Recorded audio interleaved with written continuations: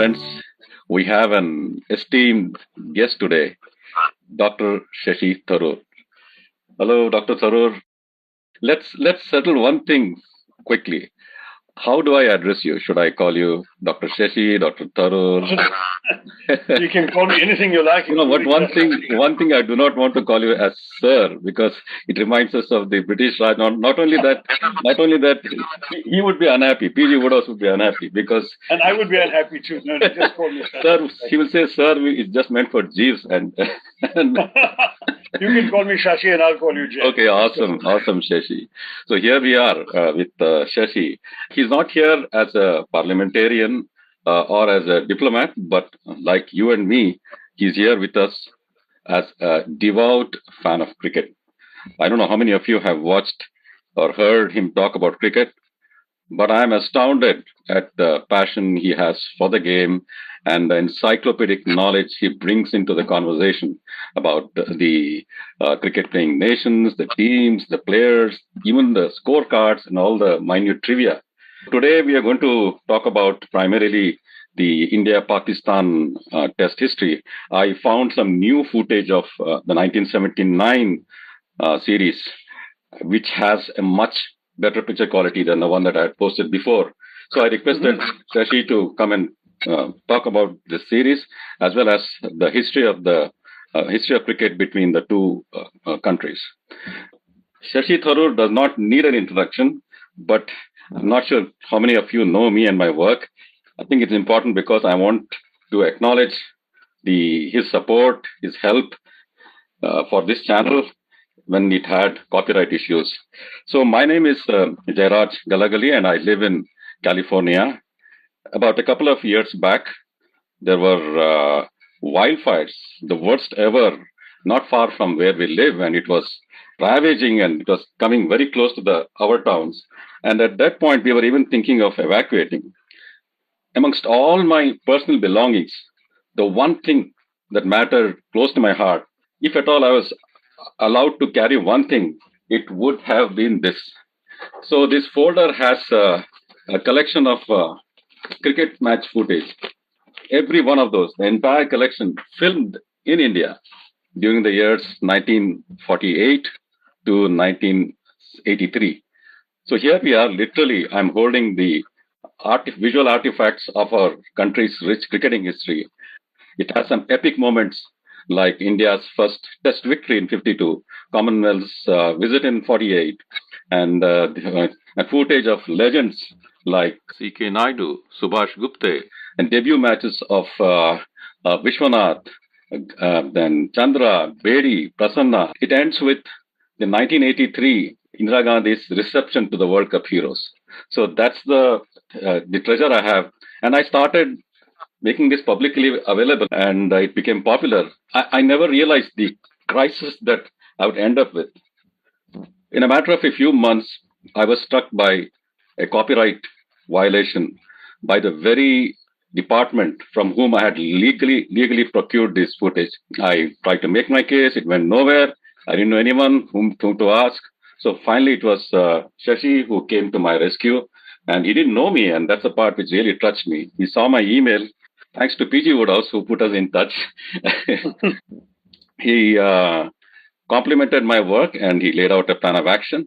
So in the next 3 months, he reasoned with the bureaucrats in the I&B ministry. He even wrote to the cabinet minister, Prakash Javadekar, sent them multiple reminders. So at the end of a 3-month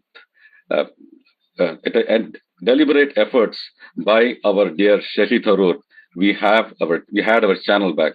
So my channel, your favorite channel, owes its rebirth to the efforts of Dr. Shashi Tharoor. Thank you, Shashi, for your support. My pleasure, Jay, and thank you for all the work you do really out of the love of the game. It's really wonderful. Thank you very much. We are going to talk about the history of India-Pakistan matches, but before we get there, let's begin at the beginning. Shashi, how old were you when you first fell in love with cricket? Well, I mean, I think every Indian child falls in love with cricket by playing it in the corridor of the flat at home or downstairs if you have a building with enough space to play cricket. So that I did.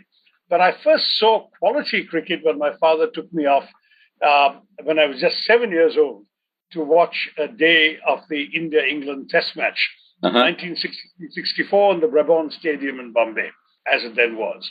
And that was an incredible experience because, the start of the match, Budhi Kunjaran opened the batting for us.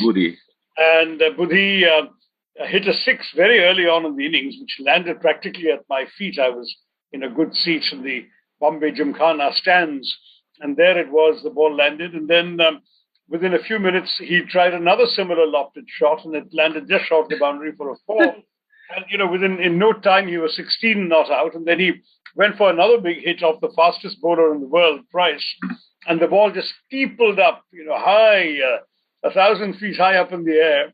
And as it was going up, he was running for the other end. The ball came down, was caught by Fred Titmus at mid-off. And Kundaran, having seen that he was out, continued running, hurled his bat up in the air, gave a wild war whoop, caught the bat as it came down and ran onto the pavilion. You can imagine it was enthralling for a 7-year-old kid. And I was absolutely captivated. And I think I was hooked to cricket because of Udip. Thereafter, I was fortunate to watch more matches in the Brabant Stadium in Bombay, including the Australian tour the following year, the West Indies tour in 66, 67, which saw the Bombay Test saw the debut of Clive Lloyd, who I remember. I have the clip. I have a clip of that match. 78 and 87, and was an incredible fielder at Slip or Gully. And also the debut in that match of Adekar, who failed. He just made 4 or 8 or something like that.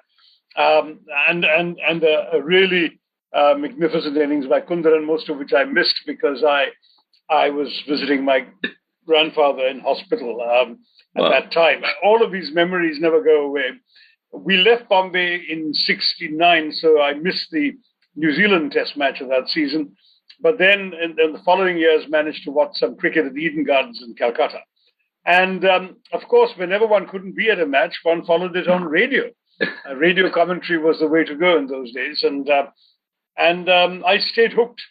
In 1975, I got a scholarship to go to the States, where not only was there no cricket, and of course no cricket on television or on radio, but there was simply not even a shortwave radio available for love or for money. The only radios available at Radio Shack in those days were either FM or AM, or if you were wealthy, you could get FM and AM, and that was about it. There was no shortwave. So it became you had to finally go to a specialized shop, a Sony, for a small fortune, which as a student I couldn't afford, so it was only after that. So while I was a student, I remember waiting for the British newspapers to arrive at the Fletcher School library, sometimes a week after the publication date, to find out what had happened in the test match a week before. That's how I followed cricket from 75 to 77. Then I managed to acquire a shortwave radio, especially when I joined the UN, of course. It was suddenly affordable. And I used to follow cricket news on this sort of static-ridden BBC shortwave broadcast. But you had to tune in at the exact time. I think there was a show called Sports Roundup, which came just 3 times a day. And if you happened to miss it by 1 minute, you might have missed the cricket news and they're talking about boxing or something, which I had no interest in. But so it was very challenging and frustrating. And, very many of my friends of that vintage who went to countries like America, barbaric places where cricket wasn't played in those days. So civilization hadn't struck yet. Not anymore. I know, now it's a different story. I'm just saying in those days, yes, many of my friends simply lost interest because they just couldn't keep up with the sport. In my case, it had the opposite effect. It sharpened my passion for the game. That deprivation, the keen edge of deprivation, made me really obsessed with trying to keep up, find out what was happening. And can you imagine when I finally got a job at the UN, the first posting was in Geneva, where there was no cricket either. But there it was, by then, television and videos had been invented, and my father very graciously used to make videotapes for me at home and send me. There were no highlights in those days, so you would get, 5.5 hours of cricket whenever it was broadcast on a series of videos, and find a friend who was willing to travel and give them. And so it went. I mean, I must say that as far as I'm concerned, all these different kinds of ways of watching have been immensely made easier by quickinfo.com on the internet Yes. and YouTube, of course, and videos that one can find of all matches, like Jay Galagali's YouTube channel. Thank you. So we'll get to the part about cricket commentary, and which meant so much to our generation people. So before that, I have a surprise for you, and I'd like you to share. Let me share the screen. This is your Budi Kundaran, like flinging his bat up in the air and catching it back. Oh, yeah. Let me share the. It's a very short clip, and it is not all that clear, but it is what it is. Here we go. This footage I dedicated to the women and children in the audience in the early 60s. And soon they were eagerly following their newfound heroes who brought spontaneity to the game. Salim Durrani, Budi Kundaran, M.L. Jayasima, and eventually Patauran. Kundaran also enthralled the hearts of many a kid with his famous habit of hurling the bat skyward and catching it by the handle on his way back to the pavilion. So this is not as exciting as what I know. All right. He's running and he ran. Oh yeah, running. Okay. On the way down and back on the way down. Yeah, that running part is missing here. All right. maybe I'll find something in due time. All right. Great, thank you, Jay. But that's very nice. I mean, frankly, it brings back memories. What a fabulous. I think he, in today's era, he would have been an absolute world-class T20 player. But in those days, there was no T20. There was not even any one-day cricket. So he just missed his era because he was a very attractive, dashing, aggressive player who had to ply his trade in an era of Test cricket where many people thought that he was too reckless to be able to be persistent with. So in that Bombay Test, in the second innings, he made, in the Bombay Test against the West Indies, in the second innings, he made 79, having been demoted to number 8. And that 79 was made against the incredible pace of Wes Hall and Charlie Griffith. And it was done at some breakneck speed. I don't think in those days they used to count the number of balls. It was in minutes. But he did it in about in under a couple of hours. And earlier in the tour, before the tour that I watched of the Englishman, in the 62 tour, 61, 62, he had made 192 opening the batting in less than a day. It was the most incredible knock, I think 102 in what must have been about 150 or 60 balls in a test match. So it really was extraordinary. He was a player of extraordinary quality who never got a chance to depict the best of himself in the formats that would have really suited him. So, which Ranji team did you support growing up? Considering that you are from Kerala. When you're a small kid, you support the team of the city you're living in. So I was a Bombay team supporter. Okay. And that wasn't hard in those days because of the 11 players in the Bombay team, about 6 or 7 used to play for India. So, but some of the others, because all the local cricket, the schools cricket and so on, was so very popular and widely reported that even some of the schoolboy cricketers became stars for some of us. I remember Sunil Gavaskar and Ramesh Nagdev were both school and college cricketers who made a lot of runs at that level. Nagdev then migrated to Canada, I think, and played cricket for Canada, which couldn't have done him any good. But Gavaskar, of course, I had not heard of Nagdev. Made his debut for Bombay and failed in both innings and was dropped and never picked again for another year. So it was really quite amazing when you think about how few were the opportunities for cricketers in those days and how intense was the competition for a team like Bombay. The other team I was very fond of was Rajasthan. They had people like Salim Durrani, who was everyone's, a favorite because, again, he was such a mercurial, temperamental and attractive player. And there was also Raj Singh, Dungar, who was later more famous as a cricket administrator, but he was this amiable, slightly roly-poly captain who bowled very effective medium pace and batted low down in the order. And there was a chap called Kailash Gattani, who again, didn't have the career that he deserved, but who was a very good opening bowler for Rajasthan and no mean wielder of the bat at number 9. So you had players like that in the Ranji teams, and I remember watching Wadekar's 323 against Mysore at the Brabourne Stadium, 67, I think it was. I think I have the schoolboy. That. I'm going to post this shortly. Oh, really? It was an amazing innings because Mysore had both Prasanna and Chandrasekhar and were captained by the redoubtable Subramaniam, who was a very effective medium pace bowler and middle order bat. Subramaniam, I think, only played 1 or 2 tests for India on the Indian tour of Australia in 68, 69. But in this match, it was quite extraordinary. They had they had an opening batsman and wicketkeeper who was also very good. So it was not a bad side at all. But Gavaskar's 323, Vadek's 323 had to be seen to be believed. He could do no wrong. Every ball was going to the boundary. And it was the thing that you'll never see again in the Ranji Trophy was the entire stadium was full. There wasn't a seat to be found. And everyone cheering a Ranji Trophy match, just extraordinary. And it was with such memories that I took my kids growing up in America to a Ranji Trophy match at the Eden Gardens in the early 90s. And it was a horrific experience because there were more people on the ground playing the match than there were in the audience watching it. I think literally there were 7 people in the entire Eden Gardens watching a match between Bengal and Orissa. And my children were just so disappointed because they had been taken by me to see the Yankees at Yankee Stadium. And I said, watch cricket. And I wrote an article, I remember, I think it was in the Times of India, after watching that match, saying how much India and Indian cricket could learn from American baseball. And what was amusing was that about 15 years later, when the IPL was invented, that's exactly what they did. They started borrowing some of the fan-stimulating tricks from American baseball, the sort of all the cheerleaders that they're called here. Absolutely. So, and anyway, quite amazing. Tell us about the cricket commentary, the important, especially for the millennial and the Gen Z generation. They are not able to, they struggle to relate to the nostalgic warmth the cricket commentary would bring to our generation folks.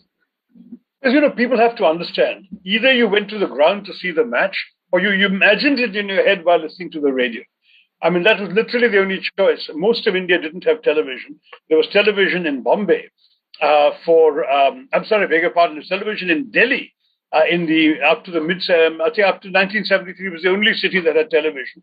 It was black and white, and what is more, it showed mainly farming programs and so on, very occasional. I think news once a day and that sort of stuff. It really wasn't compelling viewing, and they hardly ever showed any cricket. If you wanted to visually see the match, it would be a week or 2 after the match was over. When you went to see a movie in a movie theater, the films division would show half a minute clip in the news. And I think you've got some of those as well. That's the collection I have. So that's how I used to. So when a match was going on, if you were not on the ground, or it was a different city from the one you were in, what you would do, because you had no other choice, was to imagine it. And if the commentator was good, it could be really interesting because you could actually, let his words draw a picture in your mind. Absolutely. If the commentator wasn't very good and was just sort of giving a boring recitation of the bare facts, then you were left on your own. So you had fairly colorful commentators. Was it Melville de Mello? Was it Anthony de Mello? There was a de Mello who was rather good. Pearson Sarita was another one. How about Bobby Talyar Khan? Have you heard? Bobby? Yes, AFS Talyar Khan, Bobby Talyar Khan. He was one of the better ones. Who was your favorite? All I can say is it wasn't Busy. Busy was really not a good commentator. Yeah. He was one of those who really, something would happen and he would say, "Oh my God, oh," and then you would be left wondering for a good half a minute, sort of what happened? How did he hit a 6? What happened? Did somebody hit him on the head? The commentator was really not up to it. But some of the others I thought were rather good. And what is more, as I said, because we were so reliant on them to keep us imagining the match, that this visual description was very important. Then, of course, the international commentators, when India was playing in England, those days English commentators are very much better, of course, than ours. And similarly, the Australian commentators, when India toured Australia in 67, 68, I remember listening to those matches. And they didn't hesitate to give opinions, which I think Indian commentators were a little nervous about giving. So, for example, I remember Alan McGilvray, the Australian commentator, describing one of my favorite players, Jasimha, who had been left out of the tour and then flown in, landed on the morning of the match or the night just before the match, and was thrust into the test team and made 74 and 101 not out in that match, and with such consummate ease, fluency, and confidence, despite jet lag and everything else, that Alan McGilvray said, I cannot understand why the Indian selectors would have left this player out from the touring squad. And, no Indian commentator would have had the courage to make that comment. So some of those things were also quite interesting for us in those days. I'm going to give you an interesting challenge. So I will lay out a bare bones skeleton of a scene that I want you to commentate in two ways. One, with your favorite commentator. And then the second one is using the Tharoorian English, which has become all popular. Now, let me lay out the sequence, Shashi. So it is, you're going to watch it in the footage I'm uploading along with this interview. It's Majid Khan is actually facing Ghauri, and he is caught behind by Kirmani.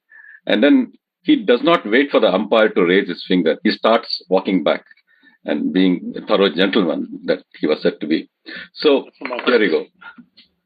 We can fill up the details of who was in the slip, the gully, mid-off, whatever. All right, let's watch. I'm going to overlay the audience and the claps and all that once the recording is over. Here we go.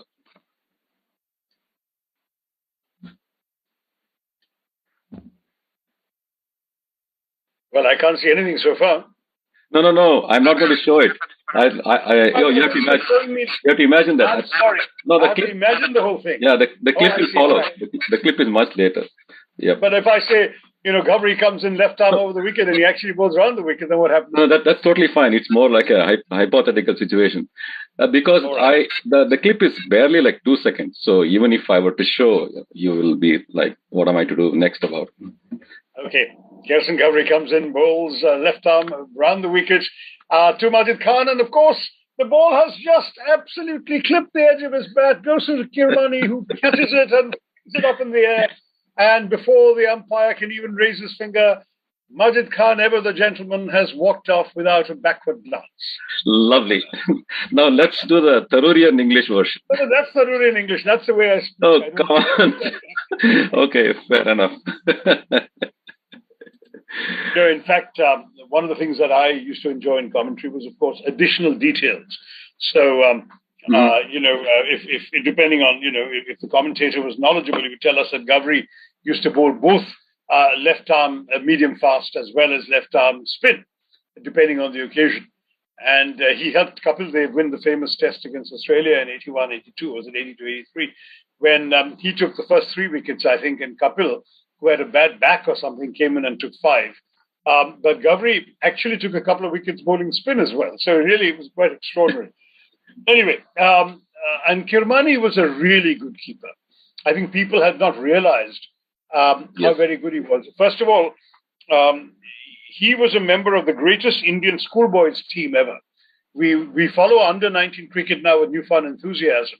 When I was a kid, we used to follow Indian schoolboys who were then sent off on tours to England and played against London schoolboys. And I remember the 1967 tour.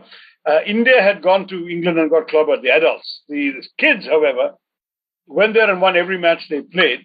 And the Indian schoolboys team included people like Eknath Solkar, Saeed Kirmani, and a prodigy called Surinder Amarnath. There was one match when they managed to, I think there was a follow-on for the London schoolboys. They bowled them out. There was some literally time for 1 over or 2 overs left, and they needed to make a fairly low total. The first wicket fell. Surinder Amarnath came in. 3 balls left in the match, 12 runs needed. On the that's right. When 3 balls were left and 12 runs needed, on the first of the 3 balls, the batsman got out. Amarnath then came in. The light was apparently very gloomy. People expecting the batsman to peel against the light. Amarnath came in and hit each of those last two balls for a six. Wow. And won the match for Indian schoolboys. And I remember telling the story because I heard about this, read about it in the newspapers. And then just a couple of days ago in the IPL, Tewatia did the same thing by hitting two sixes for Gujarat Titans against whoever it was and pulling off an astonishing victory in a match that right till then they seem to have lost. So there are these great moments. And Surinder, I think, was another wasted talent who could have had a much greater career than he ended up actually having. A question I had was, if you were to go back in time and if you would like to take one of the cricketing personalities for a cup of coffee or chai, who would that be? And what? Well, I actually have had a chai with a childhood hero, and that was the Nawab Patani. Okay. Tell us more about it. I was able to, when I was visiting Delhi from my days in the UN, I had a mutual friend, Amrit Mathur, who was junior to me at St. Stephen's College, and he took me to Patadi's home. And we had a lovely cup of tea, went on for about an hour and a half talking about all sorts of things to do with his era in cricket, as well as his own views about various things.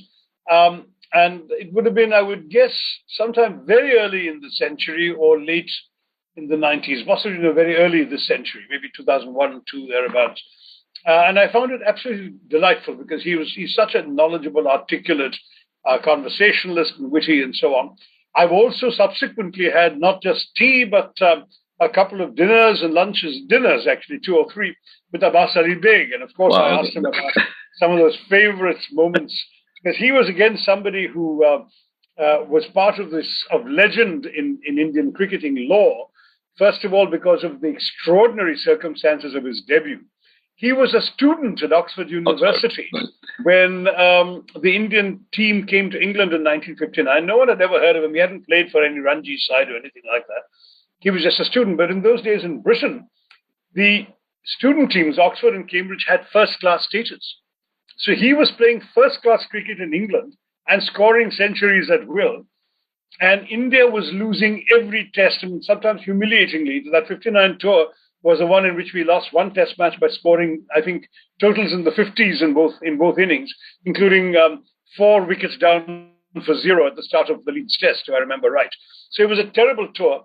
And Trevor Bailey, who had recently retired and had a newspaper column, wrote a column for which the editors cleverly gave the headline, "Don't be vague, ask for big." There was a whiskey ad at that time for "Don't be vague, ask for Haig." So they said, "Don't be vague, ask for big."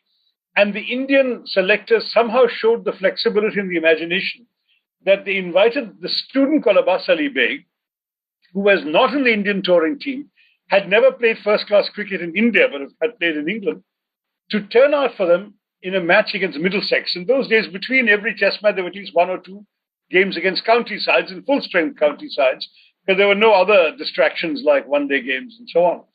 So Beg came in and made, I think, 112 against Middlesex in the county game, and they simply couldn't keep him out of the test side.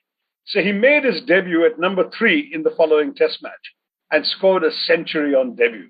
Wow. It was a romantic tale that hardly anyone could have believed. It was right out of a schoolboy fantasy. It actually happened to this young student. And what is more, to a side which had a number of famous stalwarts, people like Manjrekar, Umrigar, Pankaj Roy, and so on, were playing for that side. And while they were failing, here was this kid who hadn't played first-class cricket in India coming in and scoring a century on debut. He continued to have a few very good seasons, but sadly faded away.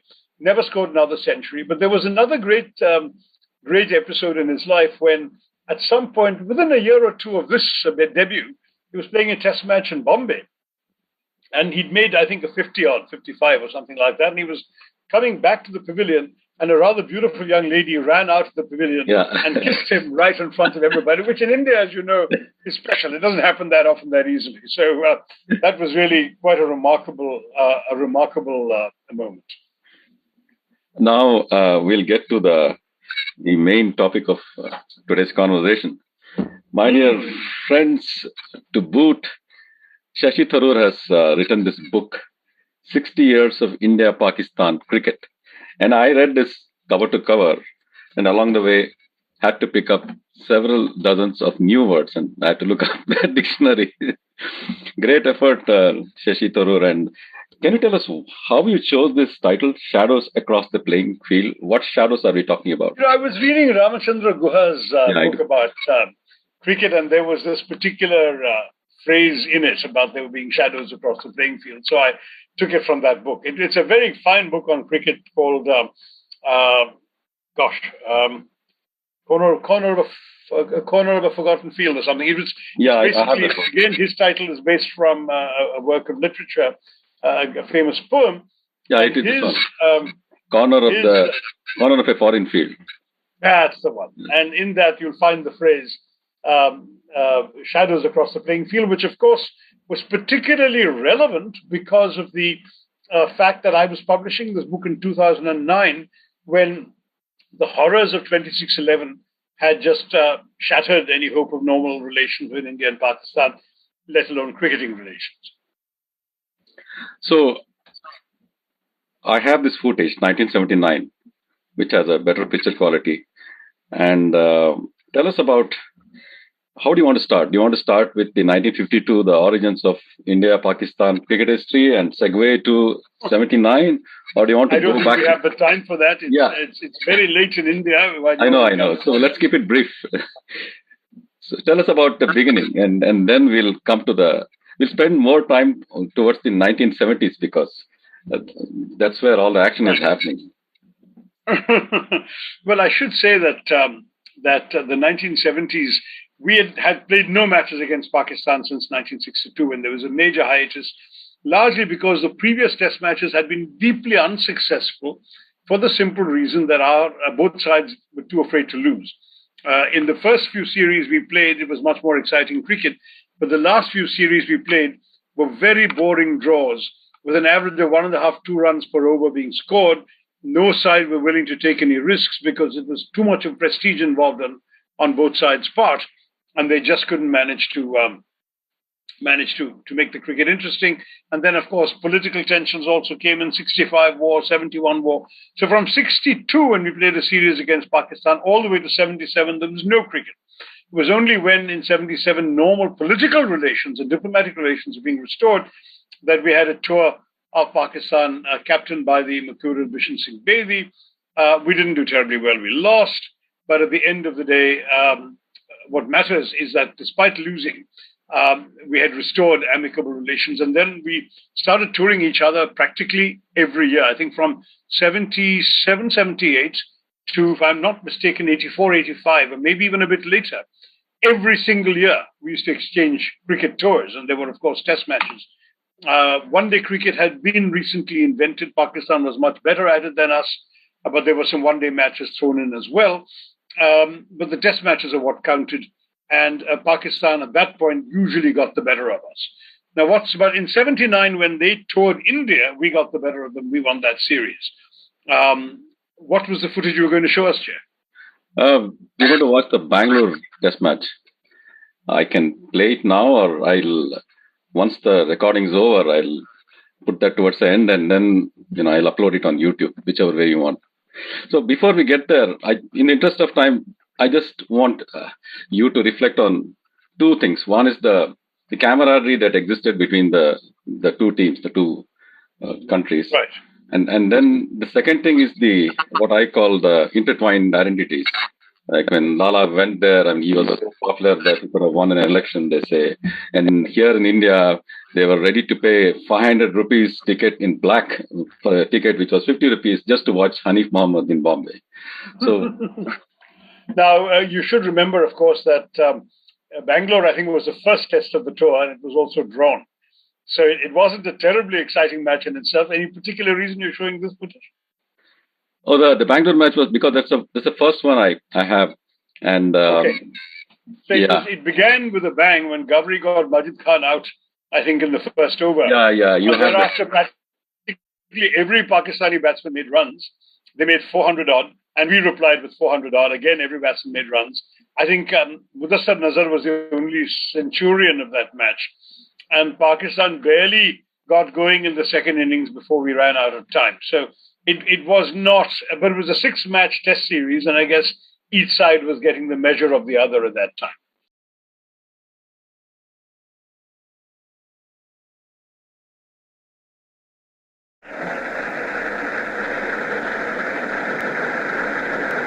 Pakistan's new captain Asif Iqbal wins the toss and elects to bat, notwithstanding the wet weather and the damp wicket. Kapil to Majid, Majid plays defensively forward. Ghavi to Majid, got behind the kidman. An appeal, Majid does not pay for the umpire. What a gentlemanly gesture. A nervous debutant Roger Binny to Mudassar Nazar. Mudassar clips him square. 2 runs. Zahir Abbas drives Dilip Doshi through extra cover. 4 runs. Shivlal Yadav to Javed Miandad. Miandad lifts him hard and high over wide mid-on. Mudassar Nazar anchoring the innings with his customary pluck and patience, batting 446 minutes for his 126 runs. After a rapid part 76 in just 2.5 overs, Miandad is out. LBW Doshi unhappy with umpire Swarup Kishan's verdict. Asif Iqbal made 55 sparkling runs, hooks Kapil Dev through square leg for what looks like a boundary. Imran Khan is out, caught Vishwanath at backward square leg, bowled Yadav for 6. The tailenders, putting 83 runs, shut the door on India, Bari remaining not out with 49. Pakistan declared their innings at 431 for 9. Imran Khan round the wicket to Chetan Chauhan.